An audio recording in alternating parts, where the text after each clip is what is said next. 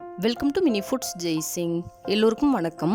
இன்றைக்கி நம்ம வீடியோவில் வீட்டில் இருக்கிற ரவை வாழைப்பழம் வச்சு ஒரு சிம்பிளான ஸ்வீட் ரெசிபி ஒரு 10 நிமிஷத்தில் எப்படி செய்யலாம் அப்படின்னு தாங்க பார்க்க போகிறோம். பாருங்கள், ரொம்பவே ஈஸியாகவும் செஞ்சு முடிச்சிடலாம், ரொம்ப டேஸ்டியாகவும் இருக்கும், நல்ல ஒரு ஹெல்த்தியான ரெசிபியும் கூட. இது நீங்கள் ஒரு 10 நிமிஷத்தில் ட்ரை பண்ணி பார்க்கலாம். இப்போ வீடியோக்குள்ளே போகலாம்.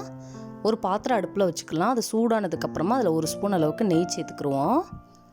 நெய் வந்துட்டு நல்லா உருகுனதுக்கப்புறமா இதில் 1/2 கப் அளவுக்கு ரவை சேர்த்துக்கிறலாம். வறுத்த ரவை வறுக்காத ரவை எதுவாக இருந்தாலும் சரி, இது போல் வந்துட்டு நெய்யில் நல்லா வறுத்து எடுத்துக்கோங்க. ஒரு 2லேருந்து 3 நிமிஷம் மிதமான தீயில் வச்சுட்டு வறுத்து கொடுத்துக்குங்க. இது ஓரளவு வறுபட்டுருச்சு. இப்போ இந்தளவுக்கு பதம் வந்த உடனே இதில் ஒரு 1/4 கப் அளவுக்கு நட்ஸ் வந்துட்டு சேர்த்துக்கலாம். ஒரு 3 நிமிஷம் ரவை வறுத்தா போதும். வறுத்ததுக்கப்புறமா நட்ஸு சேர்த்துக்குங்க. நட்ஸு சேர்த்து ஒரு 2 நிமிஷம் வறுத்ததுக்கப்புறமா இதில் 1 கப் அளவுக்கு நல்லா பழுத்த வாழைப்பழம் சேர்த்துக்கலாம். உங்களுக்கு எந்த பனானா பிடிக்குமோ அதை நீங்கள் சேர்த்துக்குங்க. சேர்த்துட்டு இது போல் நல்லா கலந்து கொடுங்க. அடுப்பை வந்துட்டு மிதமான தீயிலே வச்சுக்கோங்க.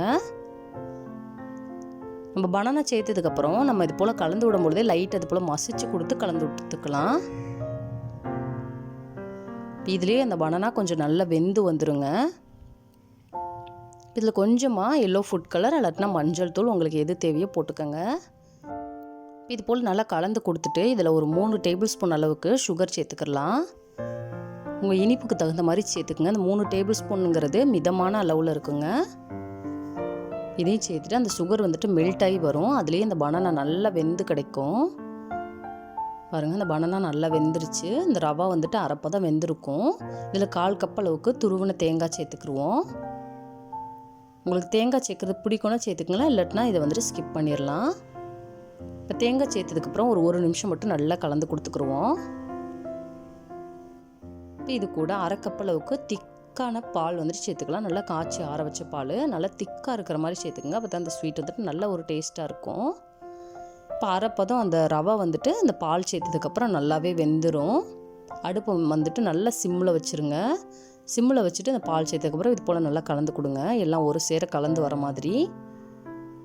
இதில் ஒரு 1/4 ஸ்பூன் அளவுக்கு ஏலக்காய் பவுடர் சேர்த்துக்கலாம். பாருங்கள், நல்லாவே வந்துட்டு வெந்து வந்துருச்சு. இப்போ ஒரு 5 நிமிஷம் அப்படியே நல்லா அந்த பால் நல்லா திக்காகிற வரைக்கும் நம்ம கலந்து விட்டால் போதும். இது வந்துட்டு ஒரு சப்பாத்தி மாவோட பதத்துக்கு வர வரைக்கும் நம்ம நல்லா கலந்து கொடுத்துக்கணும். ரொம்ப ஹார்டாகிடக்கூடாது. இப்போ பாருங்கள், நல்லா சரியான பதம் வந்துருச்சு. இப்போ அடுப்பை ஆஃப் பண்ணி ஆற வச்சு எடுத்துக்கலாம். ஆறுனதுக்கப்புறம் இது போல் நல்லா கையை வச்சு மசிச்சு கொடுத்துக்குங்க. அந்த மாவு வந்துட்டு இது போல் சப்பாத்தி மாவோட பதத்துக்கு இருக்கணும். இப்போ இதில் நம்ம தேவையான அளவுக்கு உருண்டை பிடிச்சிக்கலாம். இது போல் நமக்கு வேணுங்கிற ஷேப்பில் நம்ம ரெடி பண்ணி எடுத்துக்கலாங்க. இப்போ ஒரு பாத்திரம் அடுப்பில் வச்சுட்டு அதில் 1 ஸ்பூன் அளவுக்கு நெய் இல்லாட்டினா ஆயில் சேர்த்துக்கோங்க. நல்லா சூடானதுக்கப்புறம் எல்லா பக்கமும் ஸ்ப்ரெட் பண்ணி விட்டுட்டு நம்ம ஏற்கனவே தட்டி வச்சுருக்கிறத இதில் சேர்த்துருவோம். சேர்த்துட்டு ஒரு 2-3 நிமிஷம் வெந்தால் போதுங்க. ஆல்ரெடி வந்துட்டு இந்த ரவா பனானா எல்லாமே நல்லா வெந்துருச்சு. ஜஸ்ட் இது ஒரு கிறிஸ்பினஸ் கிடைக்கிறதுக்காக வேண்டி நம்ம வேக வச்சு எடுக்கிறோம். இந்த வீடியோ பிடிச்சுன்னா லைக் பண்ணுங்கள், கமெண்ட் பண்ணுங்கள், உங்கள் ஃப்ரெண்ட்ஸ் அண்ட் ஃபேமிலிஸ்க்கும் ஷேர் பண்ணுங்கள். இதே போல் சிம்பிளான ரெசிபிஸ் வீடியோ தொடர்ந்து பார்க்குறதுக்கு மறக்காமல் mini foods Jaisingh channel subscribe பண்ணுங்கள். தேங்க்ஸ் ஃபார் வாட்சிங்.